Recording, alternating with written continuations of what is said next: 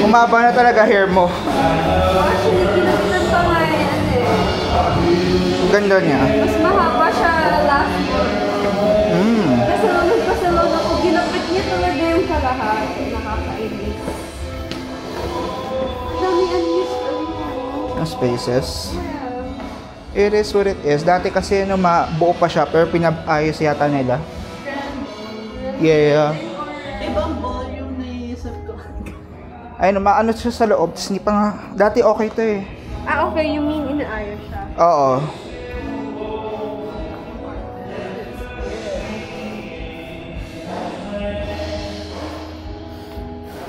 Ay! Bawal pa pumasok. Chat. Cute. Ang cute na to kanina. May nakano sa camera. Parang tuloy press. Ang kulit. Gosh, I'm sleepy, guys. I can't believe I'm sleepy. Daanan kita one of these days pero makita mo naglalakad kung saan man. Just let me know. Nag-hang na tayo before. I mean, magugulat ka tangit na lakadin natin papuntang Lagro. Ganun, mula sa... Shut ang ina ng Lagro. I can't walk, Lawrence. That's one of the things, kaya may mga ganito ako ngayon. I'm a Or sit-down minsan dumaan kayo ng Marikina naman. That's one of their routes soon, before December. Kasi lalakadin ko lang siya. Lakad! Yeah. Mula Manila. Mula kilometer 0. NDJ. Asan si Kuya? Ayun. Sino sa unahan? Yeah.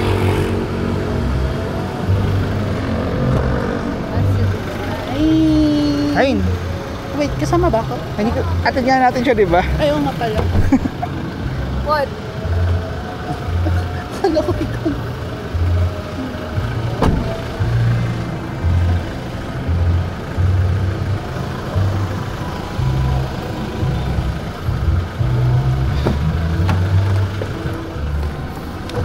Hello po. Hello, good evening.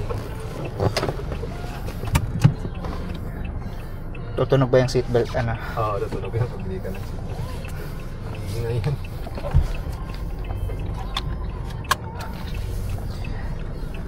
Yans. Pag may kotse na ba either one of us, ikaw mayroon na eh. Ikaw mayroon na eh. Kaso gamit ng fam.